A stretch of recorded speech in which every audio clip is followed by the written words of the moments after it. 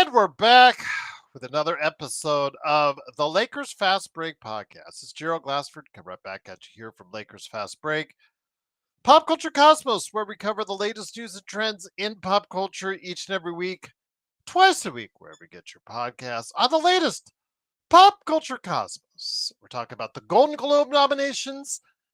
Five Nights at Freddy's 2 kills it at the box office. Plus, everybody wants a piece of Warner Brothers. We discuss the original purchase by Netflix and the possible hostile takeover by Paramount. We talk about all that and more on the latest Pop Culture Cosmos, wherever you get your podcasts under the channel name Pop Culture Cosmos. Plus, also, I want to give a big shout out to No Joker, who was able to go ahead and create the Lakers Breakfast channel on Discord. I guess a lot of people are going to be heading there now in the future going forward because Playback, thank you for all the great years that you've been able to service us. Playback.tv/Lakers Fast Break, and what may be the final game that we will ever be able to see together as a community on Playback. If you want to go ahead and check us out on Discord, I guess it's under the Lakers Breakfast channel where we get together. So I want to go ahead and keep that in mind in the future. But thank you. Big shout out to No Joker for helping us out with that, hopefully going forward. And then also as well, thank you to Playback for many years of great entertainment right here along with us and a great community that we were able to build on the Lakers Fast Break channel on Playback. Oh, yes, absolutely. It was, JY. Absolutely. Very embarrassing indeed. But it is, of course, Gerald Glassford. Thanks again for watching this thing. Would be remiss if I did not say during this holiday time of the season, you got to see my Christmas tree right there. I got the lights put up and everything, all that. Everything is all nice and cozy this holiday season. But it's time to really get serious. This is the gift giving time right now, guys. You got to come up with some good gifts for your family, for that sports or pop culture lover in your life. And there's no better place to go than the guy who made that awesome Luka Doncic canvas art right there. The awesome Kobe Bryant canvas art right there. And of course, Kobe and Gigi right here. This awesome pillow you've seen on Joe's channel when he wears the Drip Show hat. The detail there, shirts, posters, a whole lot more. Go ahead and start by following at Drip Show Shop on Instagram and Twitter. Message him, let him know what you're thinking of as far as maybe a crossover between sports and pop culture, something Dodgers, something Lakers, something your favorite team, or if you've got a Swiftie in your life or like, because I know JSJ really likes Taylor Swift. So maybe he'll go ahead and hit up Drip Show on that. Or, maybe K-pop Demon Hunters or something else in the world of pop culture. Maybe he can go ahead and design something for you. So go ahead at Drip Show Shop on Instagram and Twitter and go ahead and make sure you get that gift until he can make it for you and make all your dreams, your holiday dreams, come true at Drip Show Shop on Instagram and Twitter. Well, the Lakers came in tonight, quarterfinals of the Emirates NBA Cup, looking to see if they can win tonight over the Wemby-less San Antonio Spurs. No Victor Wembanyama in the lineup. And, well, right from the get-go, it didn't look like it was going to be that much of a daunting task originally because the Lakers took an early lead in the first quarter, but started to unravel right around the end of the first quarter, early part of the second, with the Lakers unraveling, getting a bunch of tees. Basically, the defense started to unravel itself. And pretty much when you're giving up so many points as they did in the first half, 70 points in the first half they gave up, and it didn't do a whole lot better, 62 in the second, as they outscored the Lakers in 3 of the 4 quarters and never looked back. The closest I think the Lakers got was 9, I think, in the fourth quarter. But yeah, really wasn't much of a threat. Fake comeback by the Lakers, too little, too late. And despite a good effort, valiant effort from Marcus Smart, the Lakers didn't get much else tonight.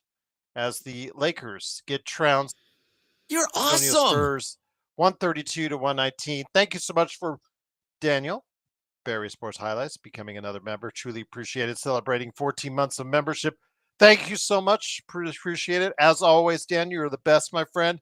DBSH, I'm sorry, DBSH Sports Highlights, Daniel Barry Sports Highlights. Like and subscribe to him. Yo! Also, of course, don't forget, again, the Lakers just absolutely just could not get it done. The defense, obviously something we've addressed here on this show many times. Something that, and if the offense, the starting lineup, it's not clicking, not getting it done, could the bench give them support? And early on, the bench was not giving them support enough. But Marcus Smart, as they closed out the half, tried to valiantly get the guys going on the defensive end, even if it was by himself at times. I know that Jovan Buha was tweeting as far as praising the work that Marcus Smart did coming back from a few days of injury. He did provide his best game for the Lakers overall, but outside of a 35-point performance from Luka Doncic, 35 points and 8 assists, the rest of the team kind of fell flat. LeBron James with 19 and 15 and 8, but underwhelming 0 of 3 from 3. Rui Hashimura only 8 points. DeAndre Ayton 11 and 8. Austin Reeves 6 of 16, again struggling from the floor, 15, 8 and 7 for him. And outside of Marcus Smart's 26 points, the Lakers only got 5 more points after that off the bench, and the Lakers lose 132 to 119. They are eliminated from the NBA Cup. The San Antonio Spurs move on to the semifinals here in Las Vegas against the Oklahoma City Thunder, who won by almost 50 today against the Phoenix Suns. So even with Victor Wembanyama, I don't see them getting past the Oklahoma City Thunder, but they did get by the Los Angeles Lakers today, who fall to 7. Let's see how far down the standings they go. They're going to be 17 and 7, which would put them, I think, third or fourth in the Western Conference standings. Waiting for them to update on ESPN.com. We'll go ahead and do that here in a second. But again, great to have you guys here. Truly appreciate Daniel Barry Sports Highlights. Yo, he's thinking OKC and Knicks. Vegas. I think that's a very definite possibility.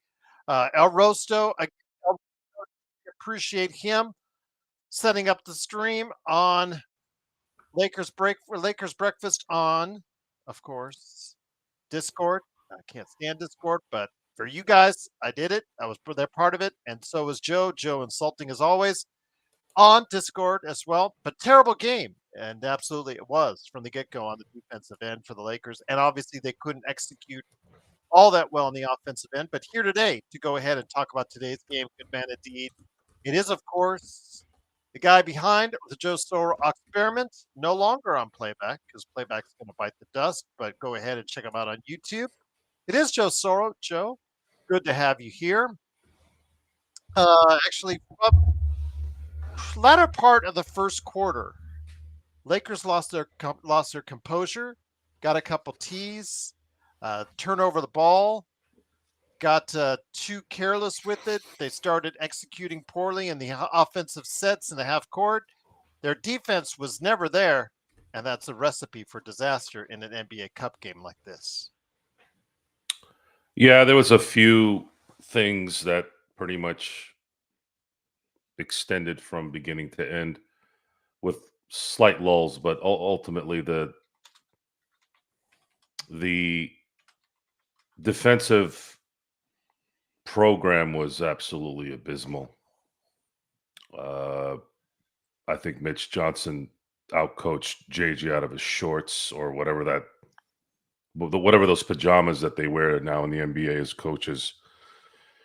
And then Austin, who's a catalyst to a lot of things to this team, didn't play too well. But I can't go all in on that too much because it wasn't just him who stunk on defense. Everyone stunk on defense. Oh, yeah. And you did have Marcus Smart solidify the bench. I mean, he dropped 26 points and he was hitting timely threes too. He was hitting threes when they needed it. 8 of 14 overall from three. But Yes. yeah, but they could not stop anything. They couldn't stop the shots. They couldn't stop any pick and roll. They couldn't stop any. They try to. I'm gonna enjoy the awful coaching video tonight if he puts it up, because drop coverage was the main theme tonight, and for some weird reason, drop coverage kept happening while the Lakers were watching the Spurs hit every shot. So were they all just hoping that they'd miss shots? Is that what it came down to tonight? I guess so, apparently. Plus, also, who cares about boxing out, Joe? Really? Who cares about boxing out? I guess it's not Well, the that important. boxing out part, if you watch how these guys slither in and out, there's a fundamental defect that the Lakers have had for a very, very long time. And when I think back at a system, like there's really no system in the NBA anymore. No one runs a triangle, a flex type offense, whatever. No one runs anything that's familiar to me. Everything seems to be kind of like a D'Antoni type offense of 7 seconds or less, but they've extended that to maybe 14th because they don't really need to. They don't need to play what at that time was the no huddle offense. So this is how I used to compare the 7 seconds or less no huddle. That's what it was. Remember the K gun, the Buffalo Bills in the early 90s? I So the do. K gun was so astronomically effective, and it was difficult for a defense to acclimate to that. It took them a few years to catch up to it finally, maybe like 2 or 3 years. And then NFL has that habit. Look, you're seeing it with Patrick Mahomes and the Chiefs right now.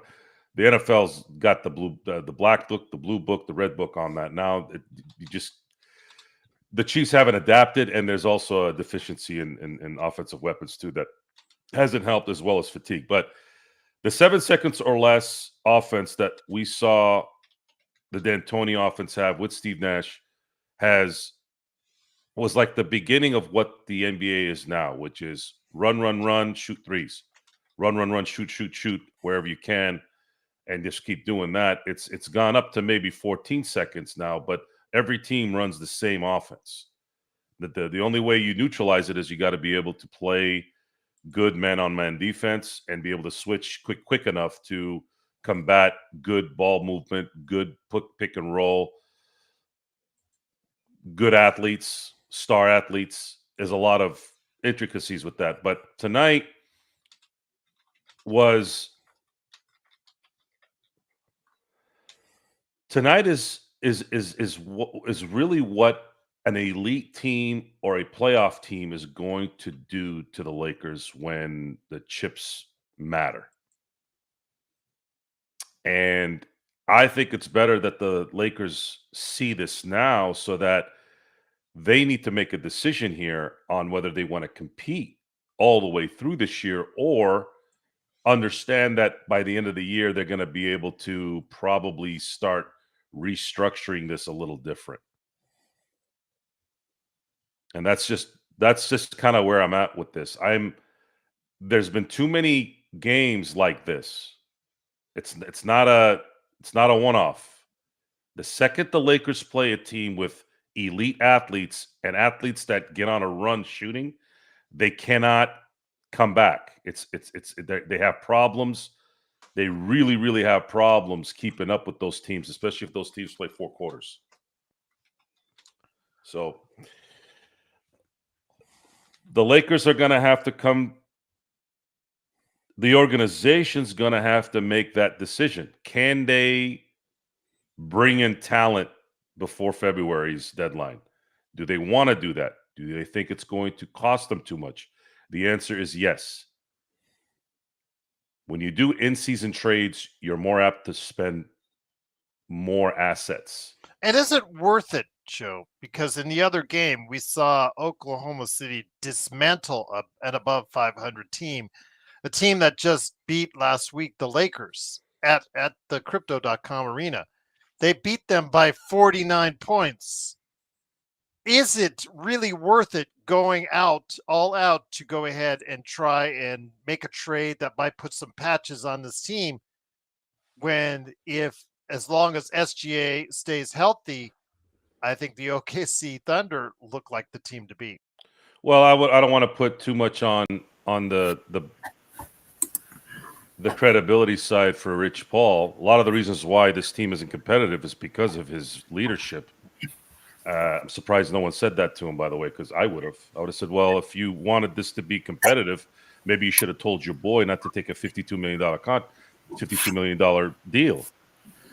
And I'm not saying that LeBron wasn't warranted that money, but if you're going to talk about roster construction and you're going to say this team is nowhere near a contender, you also want to talk to your other client, Anthony Davis, who unfortunately never took the mantle fully in the 6.5 years he was with the Lakers, other than for a small, brief year where they won the championship. And even then, it was more like four-fifths of the mantle. Was never all the way through. So I just find it interesting that the what is it? The pot calling the kettle black.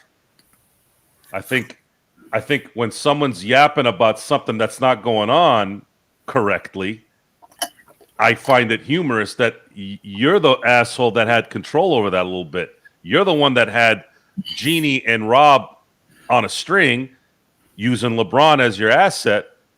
Okay, you want to be competitive. How about you take Tom Brady took discounts for years.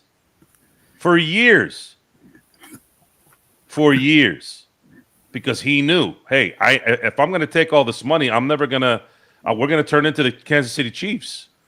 What does Patrick Mahomes make? Like $60 million a year now? You know, the salary cap, if you're going to have two players on your team that take up a third of your salary cap, how are you going to field a complete team? You can't, especially in football. Now the NBA, it's almost even worse now than the actual hard cap, because you could always use bonus money and you can restructure money in the NFL at the very least. In the NBA, you can't do shit. Once you get to the second apron, you're done. Oh, hold on, Joe. James Hex 1764. Do not ever say that I'm not a true Lakers fan. I bleed purple and gold more than you ever will in your entire life. I was born in Inglewood, California, a block and a half away from the Los Angeles Forum. I've got a tattoo of the Lakers right here. Right here. So listen to me, numbnuts. If you're going to go ahead and call me out because I tell it like it is, I tell you the truth.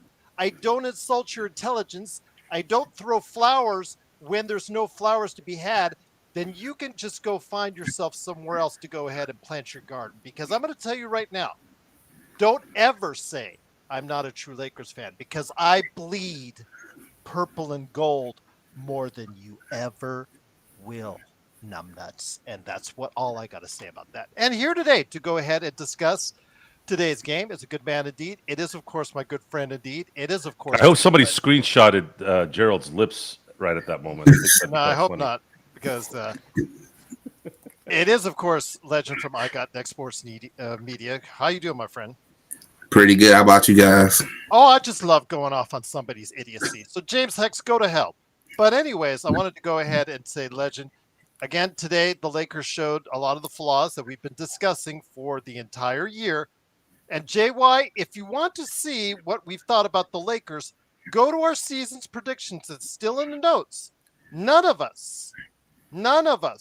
our entire 12, 13 people that made predictions from our panelists thought the Lakers were above a third place, or they put a fourth place team in the Western Conference.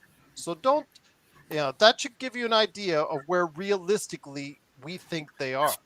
And legend, they got a taste today of what it's like. Again, if that starting five is not clicking, it's a tough ride. It's a tough ride because they have a lot of flaws that can get exposed real easily. And there's a team at OKC.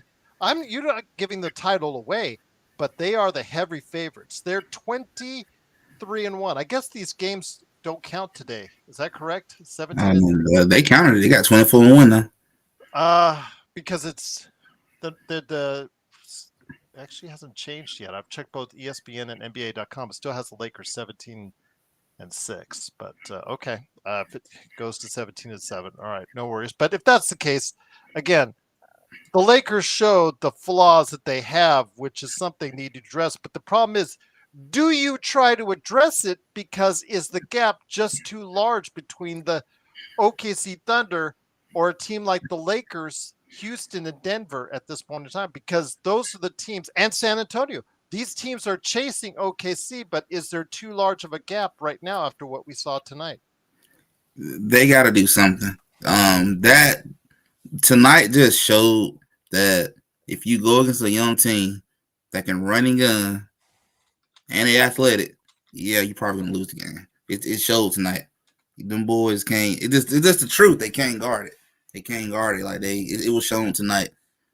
And if you were to play Oklahoma doing what you just did tonight, you're probably gonna lose close to some of what the Phoenix Suns just got did tonight. You probably lose about 40 something.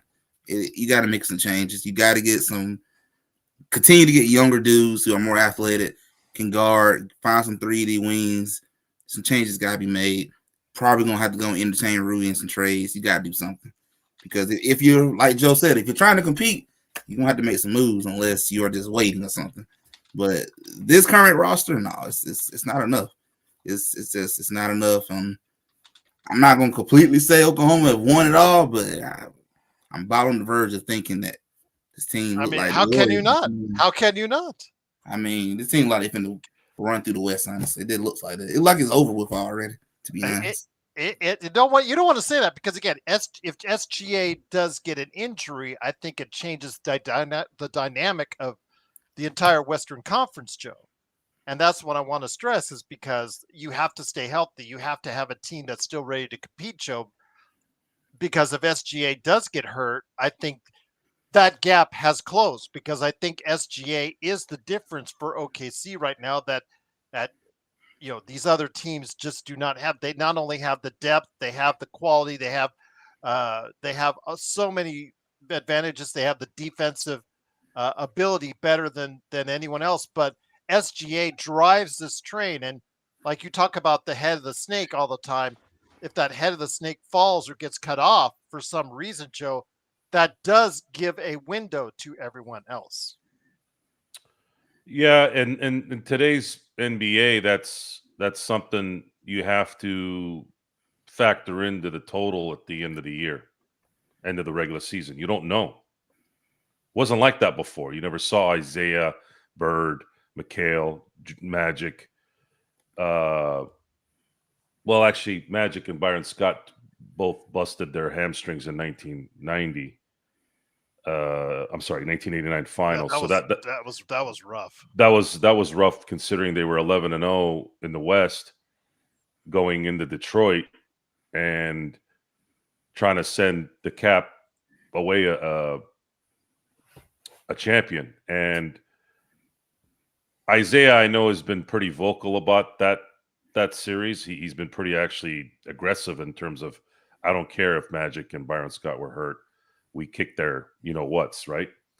And other than that, you just didn't see catastrophic injuries to big time players like Durant in 19 or Halliburton for his team last year. Or again, it's just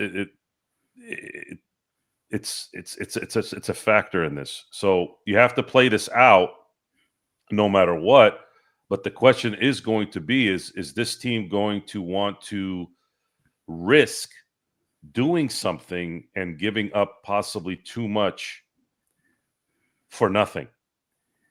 And when we would discuss during the summer about the best course of action here, my instinct said the Lakers are likely going to have to slowly get this thing figured out. It's probably not going to be in a year.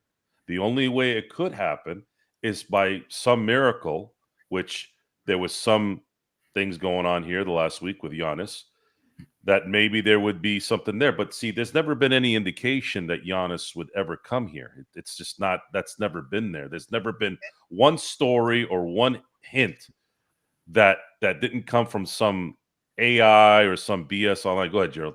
And even if you wanted to, Joe, I know that Windhorst said that, earlier today, if Giannis wanted to come here, yeah, that's great and all. But if you're John Horst, who's the Milwaukee general manager, both you and Legend, I don't know, you could comment on this, Joe and Legend. If you're John Horst, the only thing the Lakers have as assets are expiring contracts that which they would have to bundle for to get to that number, to get to Giannis' number, and one first round draft choice, Joe. Do you want to be the GM that gives up Giannis for only one first round draft choice, just like Nico did? Do you No. want your likeness put up or as far as onto the walls along with all the other jerseys there, or do you want a statue made of yourself, and right next to crypto.com arena next to Nico Harrison, Joe? I mean, that's what we'd be talking about, because if you're going to send Giannis for just one first round draft pick and some expiring deals, you and I both know that's not going to get it done. And you would have to tell Giannis it just can't. They can't do it. They can't do it. There's only one way for that to happen, and that would be Giannis demanding to go to the Lakers. Lakers couldn't even manipulate a three-way trade to get enough picks to satisfy Milton. So that's the problem. My advice to Giannis has been, don't do any of that. You don't want to be that guy. The I was going to say Milwaukee Brewers. The Milwaukee Bucks have done everything for him. Everything. Mm-hmm. It's not a secret. They have done everything. They have taken on contracts for the next 4 years to go get as much help as they can, regardless if it's really anything. I'm sorry, but Miles Turner, I thought that was probably their worst pickup I think I could think of. And then waiving Lillard on top of it. Waiving Lillard so that they could get to pay him, right? Getting Lillard, that's the sad part about that, is I thought Lillard would be. See, to me, that was really trying. It's just they didn't anticipate Damian Lillard missing Portland. I don't know any human being in my lifetime that's ever missed Portland. He's the only one. So they're trying, man. They tried. They really tried. And I'm sorry, but that's life, guys. Sometimes you try your ass off and it don't work. My advice to Giannis, and it's going to be the same thing no matter what, play your contract out. You have 18 months. Play it out. You're still going to be good for at least 2 or 3 years after 2027. Play it out. Let management, let ownership know, guys, I'm going to likely leave this summer. If you guys want to trade me, my only problem is I'm probably not going to extend with the team you trade for unless it's the team I want. You guys would have to let me go. And give them that courtesy. Give them that courtesy. If you guys send me somewhere that I want to go, then I'll sign the extension. But if you guys can't do it, please respect that I am going to test free agency and I'm likely going to leave. That's how I think he should handle it. Just to let you know, JY, the Lakers are 22nd in defensive rebounding, 27th in offensive rebounds. They just don't get rebounds. And that is a problem. I said this on the show the other week, Legend. Brian Windhorst, I usually criticize a lot of stuff that he does, but he did do enough basketball nerd research. I didn't even know this was a stat, but apparently box outs is an analytical stat. And the Lakers are last in the league in box outs. And if you saw the game tonight, you could understand why. But let's get it to the San Antonio Spurs.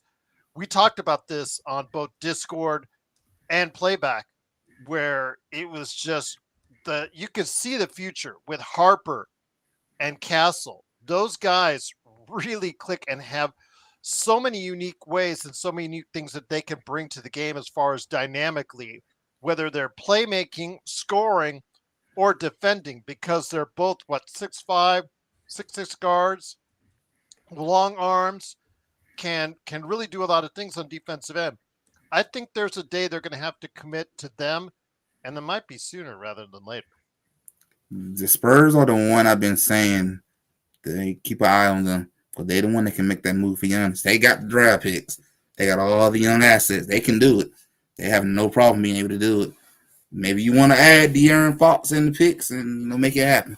But they got a bright future with them two young pieces. They look really good. They are up and coming, and it's gonna be the year of Spurs to make the playoffs. It's gonna be the year, and this is the. They could be the team that could get Giannis. Mm-hmm. They got all the assets.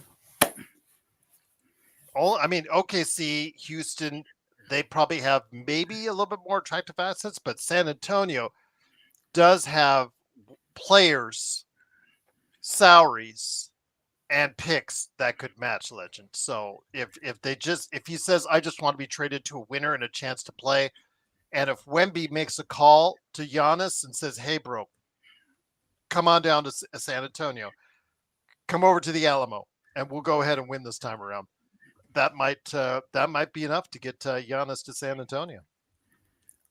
Might just be enough, and stars talk. Everybody in the league know each other, so I wouldn't be surprised if they're talking behind the scenes, and maybe there's something the Spurs might look at.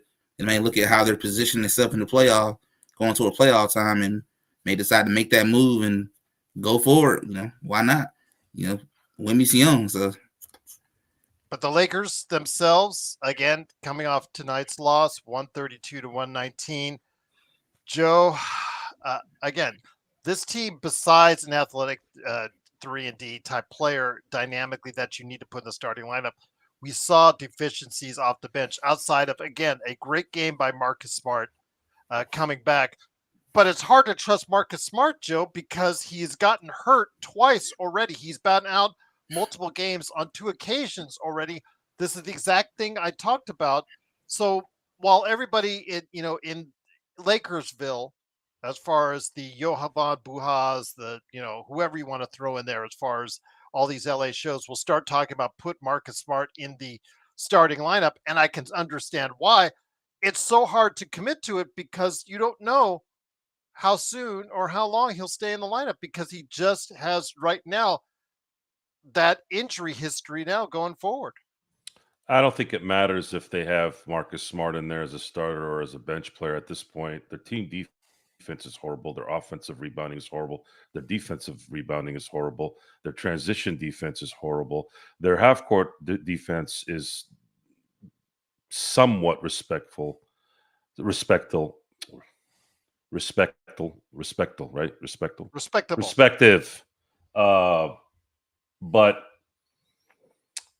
it's just it's a fragmented team in a lot of ways. They're winning because they do have a top 3 player in the league. Austin is really good at what he does, playing outside his head a little bit, outside his mind a little bit on that. But then he's also deficient in some really important areas. Can't really guard anybody with athleticism one-on-one. Can't really react quick enough when the ball movement from the opposing team is crisp and fundamental. JJ Redick, and it's not just the Lakers. I think it's just the NBA overall. Fundamentals in the NBA are so bad because sometimes a veteran team or a seasoned team can combat athleticism if there's stout fundamentals. This team has no fundamentals. They're horrible at fundamentals. Rui disappears at least out of 4 games a week. He disappears for 1 out of the 4. He's okay for 2 out of the 4. He's 3, okay, a little bit better, and then maybe he'll have 1 really good game a week. That's pretty much all he is. Marcus Smart, I think, hit a zone tonight. He's not going to hit threes like that every game. They needed his offense more than his defense tonight. And then worse than that is you had your free agent pickup of the summer dropped 0 points. You had your first round draft pick from 2 years ago, who should be getting better, only giving you 3 points, and that was in garbage time. So I don't really even consider that points. So he really gave you 0 points when it mattered. Then you have your backup center, who only gave you 2 points. You have Gabe Vincent, who every time I see his face, I want to put my head through the TV. He gave you dog shit nothing again. 0 points. You know, we used to call Steve Blake Bagel back in the day. You remember? Yes. This guy is not only a bagel, he is the jalapeno cheese bagel at the Brugger's place next to my house. This guy is absolutely useless. He is getting to Vanderbilt useless at this point. If they weren't so shot at guard with injuries with Smart and all that, and needing to make sure they have enough there to, spell Luka and spell a ball handling LeBron, I'd put him to the G League. Honest to God, him and Vando should just sit in the G League until they can figure out some miracle to trade those guys, or just I don't want to see those guys on the court. Bring in Nick Smith Jr. at this point. I'd rather see Nick Smith Jr. suck ass more than Gabe Vincent sucking ass. Pause, by the way. That really came out wrong. Tony, as much as we love you, Tony, and great you're on the show, I don't think you're going to get much love from Joe on Steve Blake. It's I don't know the solution other than getting better talent at this point. I'm not going to sit here and bang my head begging these guys to start playing fundamental basketball. It seems like no team out there is playing fundamental basketball anymore. Very, very few. Who can you say is? Is it easy to say it's Oklahoma City, or is it that they're so talented and in tune with their team concept I'm going to say defensively, they do know their fundamentals. They're coached very well on the defensive end, and that showed tonight in that game against Phoenix. They rattled them from the very beginning, Joe. Yeah, that game was over at halftime. It's just not. It's they're gonna do well, guys. They're gonna probably win 50 games. They could get a third seed, maybe hit a stretch where they can maybe get to a second, because we don't know what Denver and Houston's going to end up being. And Denver has just as much an injury issue with that team as any other team out there. And then Houston, we don't know if they're going to be able to continue what they're doing. We don't know. I don't know. I don't know. It's too early. But the issue with the Lakers right now is the decisions that they're going to have to figure out before February. Do they want to go in all in this year? If they do, it's going to be difficult to even do that. They'd have to get someone to help them out a lot. A third team, the team that they're training some kind of talent for. And I don't know. I don't see anything out there, guys. I don't think New Orleans is going to help them with Herb Jones or Trey Murphy or any of that. I don't see why those guys would trade any of that talent without getting the assets that they want, and those are assets that the Lakers do not have. The Lakers, let me just put it this way. The Lakers have really nothing to give. As good as Austin's been, he's not going to fetch you anything of relevance. Well, they can't because of his salary. Because you're going to have to pay him $35 million a year. The market is likely going to give him $35 a year. Well, I meant his salary now, Joe. His salary now is hard to do for any player or players because of what he makes now. You have to bundle him with someone. Right. So, but my thing is, are these guys going to trade anything of relevance for a guy who's only going to be there for 4 or 5 months? No. Are they going to want to pay that guy $35 a year? And if you're an outside, if he doesn't have, if you don't have his bird rights, right? You'd have his bird rights if you trade for him. But what I'm saying is, do you want to pay him 5 years, 35 per? That's $175 million for a guy who has played outside his mind for a non-drafted player, but has too many deficiencies when you start playing the guys that can run around you and shoot at will. we're gonna have to go with this game by game. I have no idea how this is gonna develop. And if LeBron James is not the number one, I'm sorry, he's not the second best player on this team's not gonna win it anyways. Doesn't matter who you bring in. Even if you bring in a Herb Jones or a Trey Murphy, it doesn't matter. Is LeBron going to be the second best player? And possibly you need him to be the 1A actually to compete for a championship. It's just not likely. He played 36 minutes tonight. Was great on the boards, but he can't play that much. You're gonna cause a problem down the road. He's gonna run out of gas again. He's ran out of gas the last 2 years. So it's and this layoff, by the way, is going to be a problem. Don't be surprised if they get blown out by Utah next Wednesday. They play Phoenix on Sunday, Joe. They do? They do. Because Phoenix got eliminated tonight. That's the cup deal. Oh, okay. I got you. So the official word, because again, NBA and ESPN.com did not update their standings yet, but like was mentioned in the chat, Google did. The Lakers have fallen to fourth place in the Western Conference at 17 and 7.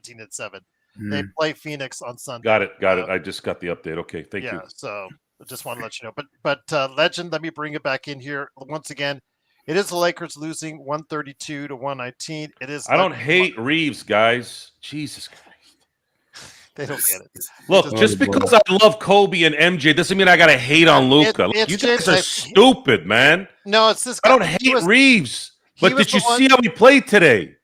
You go watch. Hold on, Joe. Hold on. This guy was gone. He was gone for a while. He comes back, and he clearly still doesn't know basketball. And spell his name right, for God's sakes. It's R-E-A, not R-E-E. It's not Christopher Reeves. Whoa, it's Reeves with an A. Spell it fucking right if you're going to say something. I don't hate Reeves, you assholes. I don't hate him. He doesn't play defense. He was lost all game. What do you want me to? I didn't make him do that. He did it. Go look. Go look at the game. Go watch. He couldn't guard anybody. Fox was running around like no one was there. If you're off a game here and there, fine. But this is not the first time they've lost like this. They keep losing like this to elite athletes who can shoot. It's not rocket science. It's been a problem for 2 fucking years. This isn't a 25, 26 problem either. Watch the games. We've watched every fucking game the last God knows how long. It's not like I'm making shit up. Understand what we're saying because you're going to learn something. This isn't ESPN and First Take where they act like they know what they saw. Okay, those guys are entertainers. They're getting paid to basically tell you a bunch of bullshit with no substance so that you can giggle and laugh when they say a joke. Charles Barkley made a living being a complete asshat. Once in a while, I call him broken clock for a reason. He's right like a broken clock is right twice a day. But other than that, motherfucker doesn't even watch the fucking games. He even said it on TV how many times? They're there so that you guys can giggle and learn nothing. All you learn is these guys are tired of this boring game. That's the kind of fucking commentary you guys have put on a pedestal. Well, we're not doing that shit here. We actually watch the fucking games. I actually will go through a quarter just watching the defense doing nothing. So if you want to start learning something, watch the show. If you want to feel good about yourself, then go watch that shit. Or go watch the other 90 fucking percent of the douchebags that do podcasts that don't know dick, that look like they're sitting on a fucking toilet and talking on a mic. So, Legend. That's one thing I can say about James Hex is because he was gone for a while. And he was saying idiotic things like this before. And that's what, when you're an idiot, that's what happens when you just keep on saying idiotic things. So he's gone for a while. So this is his first chance to return. So he gets to rub it in on us on when the Lakers lose, which is something we like to do because we'll just shove it back in your face when you go ahead and try and troll us. But need I digress on that, Legend? But when you watched this Lakers team, when you watch any of the teams that go out there. I mean, a solid Phoenix team, which has had some pretty good wins. They had a win over the Lakers, have had some other good wins. They go into OKC and they get thumped. And then you see what the rest of the league is doing at this point in time. Denver's been struggling because they had two guys out. Houston, they've been pretty good, but they're still trying to work things out without without Van Vliet to steady the ship or whatnot. It's still it's right now, as long as SGA is the key. As SGA is upright, if SGA is still doing SGA things, it's just right now for the NBA Cup, I don't see anyone getting by that. But when you see that out there, when you see them destroying and dismantling a Phoenix team tonight from the get-go, even if the Lakers would have won tonight, even if San Antonio goes in there and to Las Vegas, which they will be, it just doesn't seem like anyone right now can match up with the confidence that OKC is playing with right now. Yeah, they're playing with a lot of confidence, and it would have been tough no matter who came out this game. It's going to be tough going down to face that Oklahoma City Thunder's team. I think it's the first time in a long time I've seen a team that come off a championship and just staying focused and ain't having that hangover. And that's impressive about that team. And it's just going to be hard either way. That's like you said, Gerald, that's a good Suns team. That's better than a lot of us expected. I didn't expect the Suns to be this good, but they don't have a lot of good wins and just got mollywopped by the Oklahoma City Thunder. So SGA, long as he stay healthy, they're gonna be rolling. Same with J-Dub, same with Chet.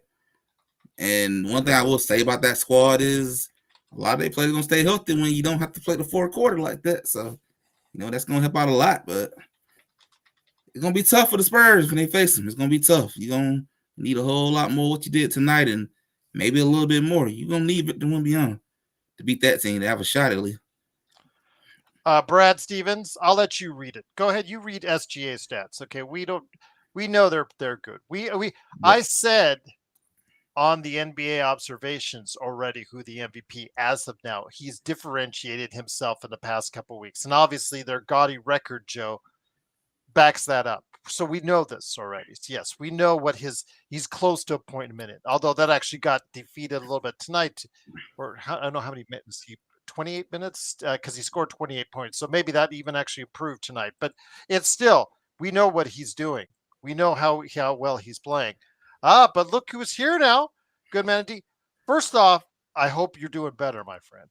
I am. Just slight shoulder pain, slide neck pain, but besides that, we here, man. We here. Sad to be here on the Lakers loss, though. That's okay. I'm just glad to see you, my friend. It is John Costa from Lakers Corner. Appreciate you, the crowd has been feisty, looking for answers. I'll put it to you like this. This asshole's really saying MJ numbers? Yeah.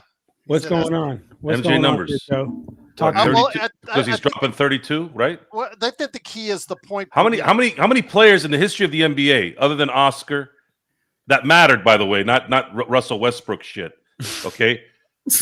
Look, you're gonna sit there and you're gonna tell me a player that's dropping 35, 9, and 9 isn't doing astronomical things that never's happened before? Joe, you're gonna sit there and tell me this? Well, let me just say this, Joe. The only thing I can say is that the point per minute, he is close to point per minute, and I think the one, because Joel Embiid was flirting with that a couple seasons ago, but the only last one to really do that, I think, was Wilt, and I think that's the only thing really you can put a number as far as him being, as far as having an elite season like that, because he's just not playing enough minutes overall because the team is winning so much. But John, I wanted to go to get a question that was said earlier by, I believe, Jeremy, in regards to what we see with Austin Reeves, because he's, since LeBron has come back to more of a more competitive, feisty mode, it just seems like Austin Reeves in the past couple games just hasn't had it. He struggled in both of these games. Of course, athletic guards going against him. He obviously has an issue with that from time to time. That's what we've seen. but is it something more? Is it something where he's just not able to find consistency when the other two guys are there trying to find theirs as well?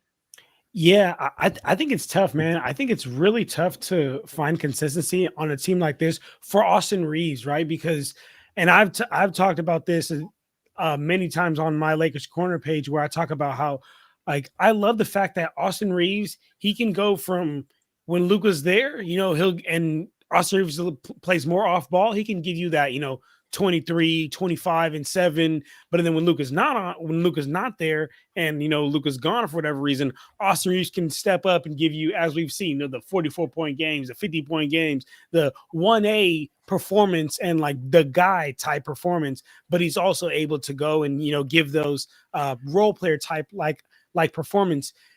But the thing is, for a player like Austin Reeves, that is a really hard place to be on a night-to-night basis, man. That is a really, really hard place to be on a night-to-night basis, because you don't know what the team needs from you at that night.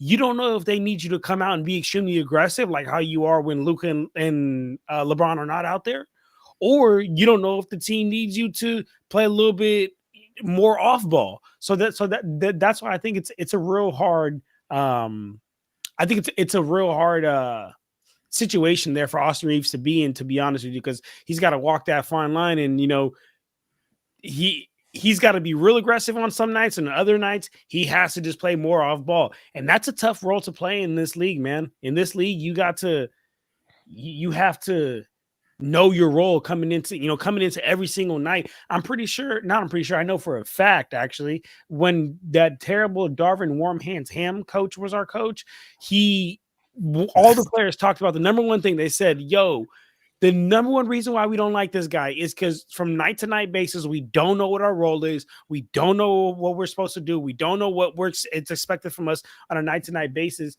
And I think that's kind of where Reeves is right now, man. I think that on some nights he's asked to be the lead guy. On other nights he's asked to be a third fiddle, second fiddle at times.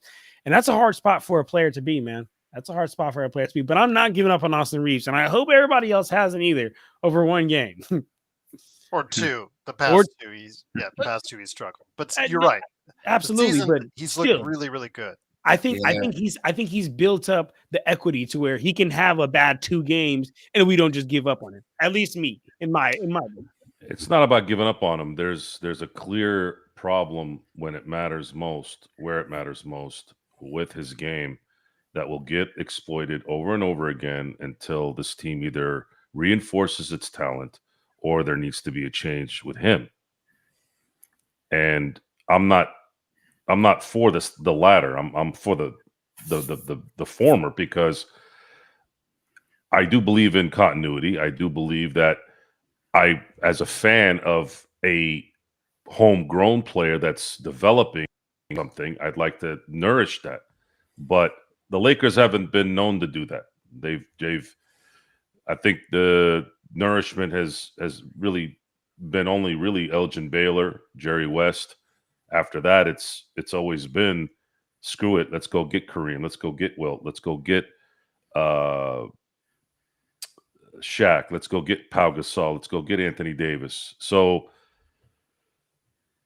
I'm not too concerned right now, and I haven't been since the summer, that they've outplayed their talent in terms of their record. They're 17. They've outplayed the analytics of what the analytics was. Right, but the problem there is, how long will it last? We're now over a quarter of the way in. You still have almost 3 quarters left. When does that get exposed? That's kind of like we're waiting for the shoe to drop, right? We're looking for the anvil to drop on us at this point, because you cannot expect a 41-year-old LeBron James to save you again. And if you're thinking of Luka Doncic of saving you, there's a little bit more chance of that happening. But what happens when he has 2 guys on him that are constantly in his face, who are athletic, long-armed, and tall? It's simple physics at that point. There's only so much he can do, right? Yeah. So when guys like LaRavia aren't making you pay by doubling Luka. When guys like Gabe Vincent continue over and over and over again to miss wide open threes, you're going to be in a bad spot. It's just, and then you have Rui, who doesn't really show up for 2 games out of every week. And then you have Austin Reeves, who can give you some offensive power. Did you guys notice that Austin didn't get to the basket much today? Why do you think that was? I'm telling you, I think it's that exact reason I was saying. He goes from one game where he's asked to be ultra aggressive, and the next game he's asked to be like a second or third fiddle. You think he's being asked, or is that what the defense is doing to him? I think the defense doing it. I mean, I think it's what the defense is doing to him, but also at the same time, it's like if Luka's out there and you're out there, the ball should be in Luka's hands 10 times out of 10. So that means he doesn't have the ball in his hands as much, and he's not as aggressive, because as we know, Austin Reeves is most aggressive when he has the ball in his hands. So what does that tell you now? So if you're, but the problem with that today was when Luka sat and he didn't have anybody in his way to handle the ball, couldn't do that either. It wasn't just that. You know, Johnson outcoached JJ I mean, this was as bad a coaching game as I've seen JJ have this year. He did not have an answer for anything. And he had one bad game. I think you guys are sitting in some kind of box somewhere and not watching everything. We've watched all 24 games, guys. You can't come with that shit with us. I've seen literally every game. I've seen every quarter, actually. So, and this is not the first time I've seen him get taken out of a game. Oh, I will say this. Tonight was the worst effort I've seen him have. He looked like he didn't give a shit about defense tonight. And you know what that is? That's frustration.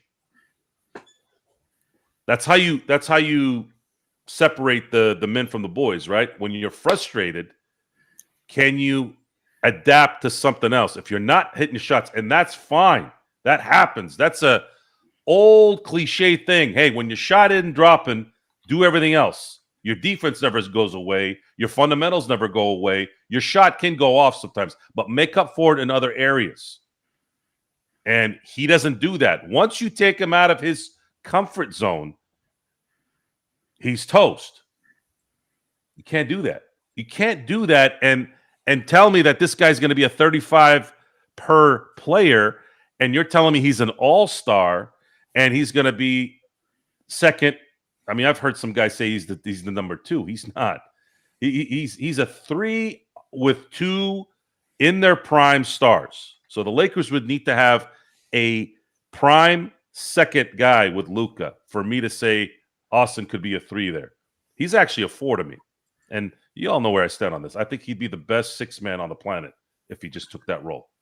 100% agree. Because he can run rib shot on all of the backups in the second quarter and fourth quarters. Have it all placed out nice for everybody. And if he's in the zone, let him finish the game. Let him be your closeout lineup. Hey, I'm not saying that that's not good, but his best position for championship wins. I want you guys to hear me when I say this.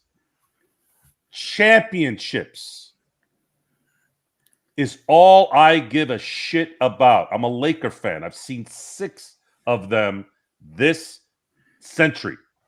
Last 25 years, 6.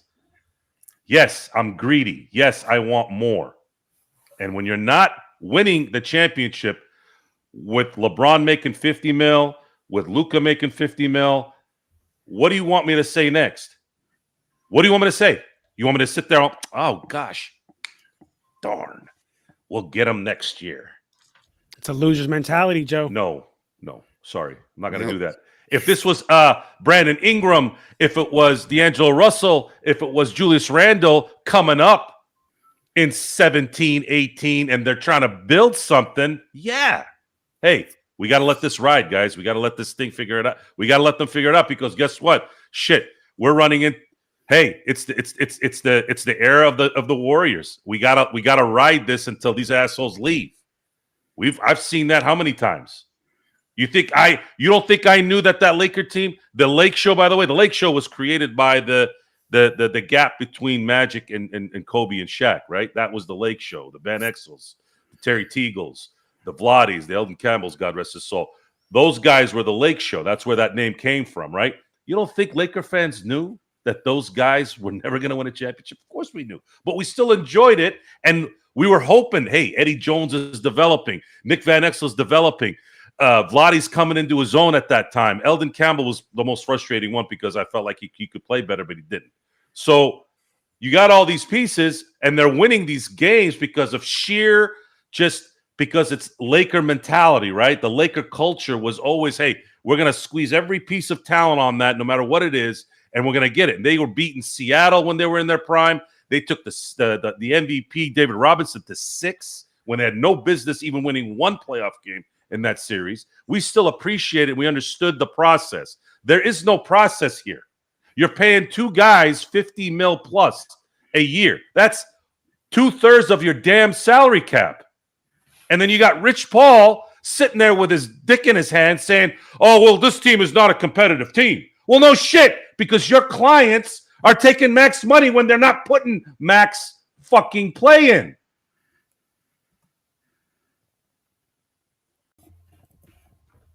Oh, So before we head on out, go ahead. no, I So was just gonna, to put a button on this, go ahead, Joe. I know that there's a crowd tonight fucking with us. So I'm not going to really answer any of it. At some point, it starts to get stupid now. Joe, So just you go ahead and say whatever you want.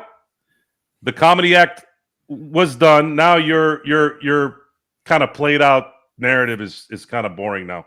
Joe, you just got to say lions don't lose sleep over the opinion of sheep. That's how I treat Black. But look, John, Gerald, well, Nick T Is said he here, by the way? you. I And don't Nick think so. T said for you in the super chat, truly appreciate Nick T. Yeah. John, LeBron didn't play in Atlanta, and Reeves still got smoked. Without the free throws, Reeves is an average player. Okay, good. Love that you brought up that point, brother.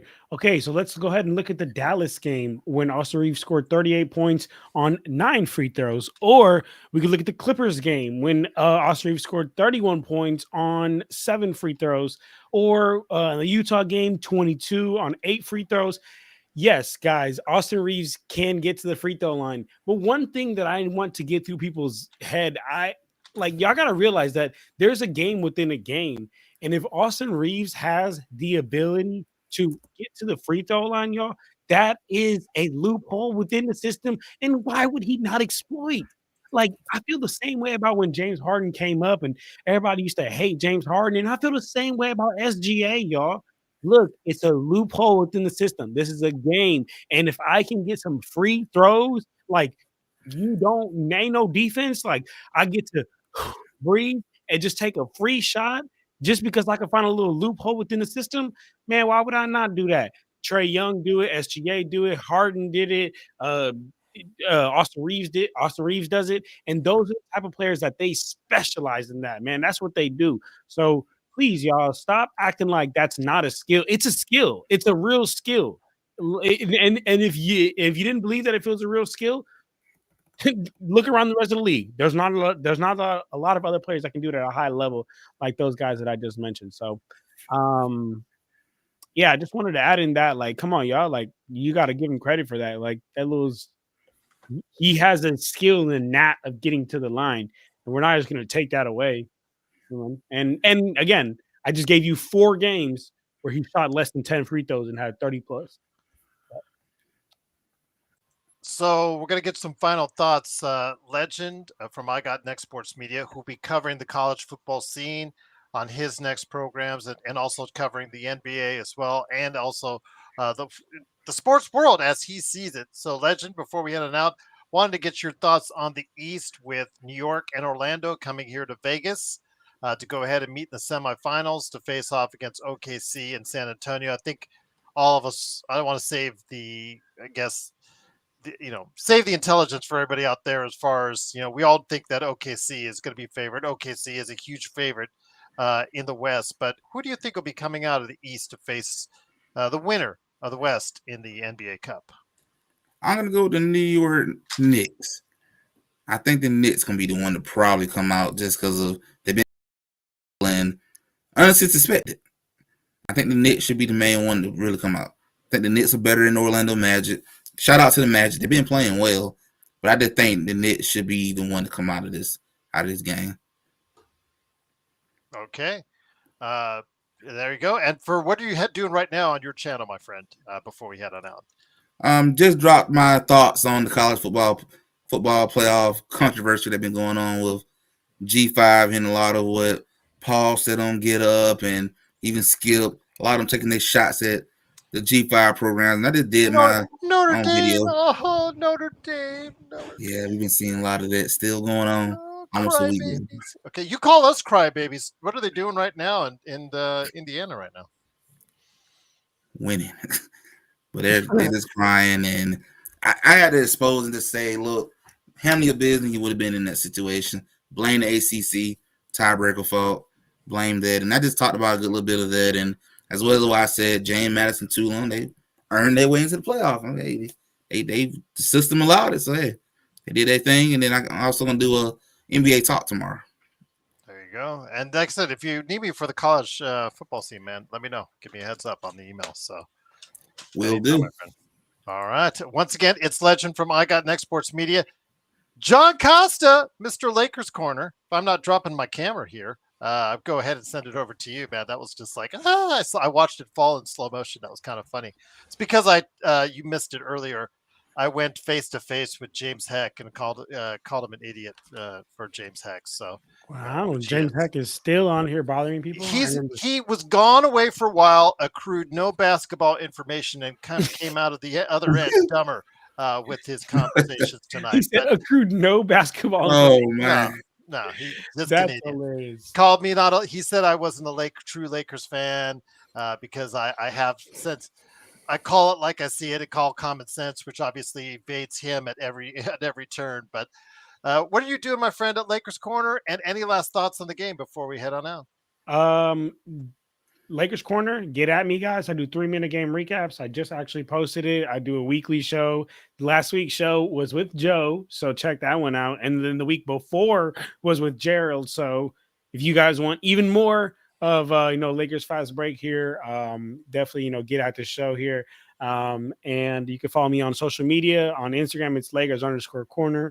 On TikTok almost at 8,000. That's Lakers Corner 24.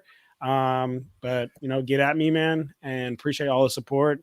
And as far as this game today, guys, last thing I gotta say is we let down Marcus Smart masterclass, and we let him down. Yeah, absolutely. But again, how much can you trust him? Because I mean, I'm just playing. I wouldn't put. Well, no, you're going to hear that, but that's what I said earlier before you came on. They said you're going to hear a lot of, let's put Marcus Smart here. Let's do this for Marcus Smart. Let's do this. And the thing is, yes, he could give you these type of games every once in a while, but the problem is he just can't. He's not been able to stay on the floor. How can you trust him? Come on. Your best ability is availability, Gerald. That's absolutely, my last thing. indeed. Got to be available. Absolutely, but we don't know for how much longer. So we'll see. We'll see what happens with Marcus Smart. But I know you'll be hearing much more praise and analytics thrown his way. And he's played well. He played his best game as a Laker tonight, and absolutely, I hope it continues and he stays healthy on the floor. So wait and see. But Joe, you get the last word, my friend. Joe Soro Experiment on YouTube. He had a good crowd last night for his show. Go ahead and check it out on the rerun because he got to go deep into the NFL. Plus, also, he had a Pittsburgh Steelers show as well in recent times. So go ahead and check that out as well. Mike Tomlin. He never gets any love from Joe, but it's well deserved on the Mike Tomlin end. But any last thoughts on the way out, my friend? It's been a good couple days. It's an interesting world we live in. You have sewer rats who come out of the depths of all the cracks in the world, right? You come in here and you try to tell people what's going on during a game that has not, and that right away there's an assumption that you have some kind of an agenda, even though you tell them the evidence. So people are going to believe what they want to believe. That's what that is. Because they're wretched, stupid, fucking morons. That's just what it is. My aggressiveness towards people in general is because of that. Now, I've been fortunate that I think I can. I've been able to handle it because in a lot of ways I'm sick myself because I enjoy it. But that's just what it is, right? But it's interesting. Edwin Diaz signs with the Dodgers. Mind you, this is what happened. This isn't made up. I don't hear shit for 3 weeks. Nothing. The second the Dodgers make a move, the second the news comes out, and it's legit news that this guy decided, I want to be a Dodger. I don't want to be a Met anymore. And then now it's, well, they're buying everybody. They're buying everybody. Okay. That's what they're doing. Good. I want you to stick it up your pipe and your ass and watch a three-peat coming. Come on. And I'm going to sit and I'm going to smoke a stogie, put my feet up, have a nice rum and Coke, and just laugh. Does smoke a J instead of a stogie. I don't like the J. Man, but the stogie is just so. I'm going to be honest with you, man. Those Dare commercials worked for me. Whenever I saw, here, I'm going to give you guys an example. Okay, hold on. Eggs. I gotta say this. I gotta say this because it's the truth. Okay, I grew up in a dairy town. Okay, it was basically a bunch of dairy boys, right? Mm. So our Dare commercials were all a bunch of stoners. It wasn't Snoop smoking a stogie and making it look cool. It was a bunch of freaking trashy looking dairy rejects, right? No, I'm like, I am not gonna look like that. I will never look like that. And then when I saw Dean Martin and the Rat Pack smoking a stogie, and now they smoke cigarettes, which obviously I hated, but they would smoke a cigar. Somebody would smoke a cigar and have a scotch, and I'm like, man, that looks cool. I want to do that. So image for me when it comes to stuff like that does play a factor. I am manipulated into that.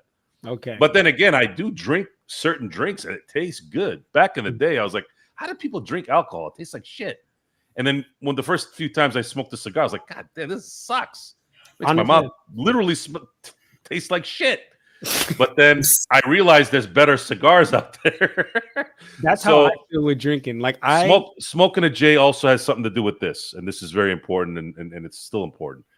I knew I would have a family down the road. I knew I'd have children, and I wanted to be the guy that said, I didn't really. Now I've smoked 3 times. Mm-hmm. One was I thought my friend wasn't gonna do it, and he did it. He said, "Oh, if you do it, I'll do it." I was like, "No, I had to do it at that point." The other 2 were celebratory moments with a good friend of mine who ran a dispensary, and that was it, man. I just didn't get anything out of that. A cigar while you smoke a J, I'm down with it. Whatever you want. Come on, man. Yeah. I live in Las Vegas. I've been to enough parties. Look, see, MLB is rigged. So there you go. This is what I'm talking about. I've been to Disneyland enough times. Yeah, I'm good on this. This is what I'm talking about. Well, the problem with Disneyland is Disneyland. You'll have enough J there for all. You can just. The problem with Disneyland is if you're not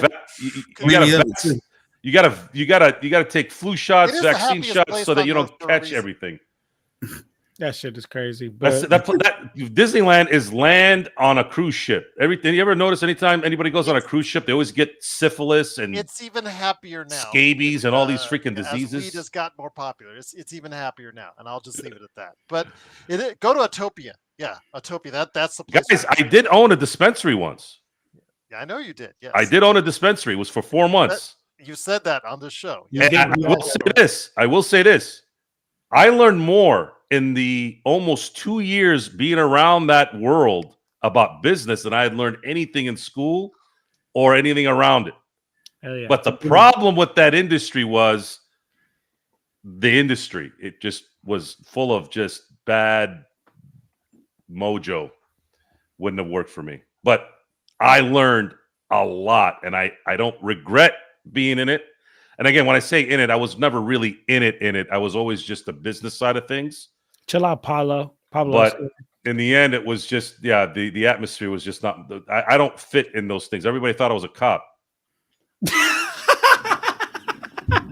Joe, I could so see you being an undercover cop. Oh, Everybody- man. I would was think like, so too. Joe, who's if I this went guy? to go buy It some would be candy too off much you and undercover. you, No. Yeah. dude, It was getting exhausting. I'm like, dude, I'm not a cop. I haven't even been in the military to be a cop. I haven't even at that time. I didn't even have a gun. Well, we got to head on out, guys. Again, the Lakers lose 132 to 119. They're fourth place in the West, 17-7. Their next game is on Sunday. No longer on playback because playback. Adios, Damn. playback. You're gone for good. Thank Where are you. you guys Good watching? run. Just wondering. What? Where are you Oh, guys watching? don't worry. We're gonna invite you to our spot in Discord. It's a Discord. Oh, please send do. you. We'll get Yeah. you. It was good tonight. It was good today, guys. So if Get you guys a want to roll legend. through, roll Yeah, through. We'll get you. I a just legend. hopped into Discord. Yeah, send it to me. I still Trust me, back on- this one was better than what you guys are used to. I went back on Discord tonight. I still hate the interface. Interface is absolutely just terrible. But we'll get you the info, Legend and John. But it's of course Lakers fast break 132-119. The Lakers lose. We'll be back over the course of the next few days. We'll see if the Lakerholics do something on the weekend, even though they hate each other right now. So we'll see what happens during this holiday season. Don't forget our good friend Drip Show. Your holiday gifts from Drip Show at Drip Show Shop on Instagram or Twitter. Drip Show. Any way you can go get Legend, man. If you could help Legend, or whatever you need some help on that, just let us know because we got. Dude, I trick everyone with this. Yeah, Look I how got this, tight this is, and it's not a Dodger hat. People think, oh, it's a Dodger hat. No, look. There you go. We got to Drip get show. Legend some Drip Show as well. But again, it is 132 to 119. According to James Hex, the idiot that he is, he says I'm going skiing. Got a mountain over there, Mount Charleston. Oh, man. So I guess so. I guess I'm going skiing. So that's what I'm going to do on the days off. You guys, just because you make up lies doesn't mean it's gonna happen. Like, what's wrong with you people? I mean, I've got You Mount people. Charleston right over there. I guess that's what I'm doing. What do you So mean, I'm, you people? I'm going What do skiing. you mean, you people? I'm about to go take Well, a shit, guys. Well, I'll tell you what. Happy holidays to everyone. Here, We'll see you in the next few days. gonna leave, too. We'll go ahead and come back with some NBA observations or something like that. We will go ahead okay. and make up for the time lost because the Lakers' next game is on Sunday, and we'll keep you in touch with what's going on with the NBA Cup and more right here on the Lakers Fast Break podcast. Rest in peace. By the way, Tex, Damn, Joe. Tex, Oh, James Hex, yes, same here. and all you other assholes.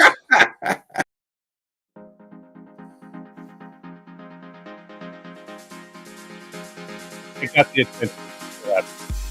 They didn't think I would do that, did you? Yeah, you didn't think I would do that, did you? No, they got happy. It's okay. Who was the other jokester that was yapping?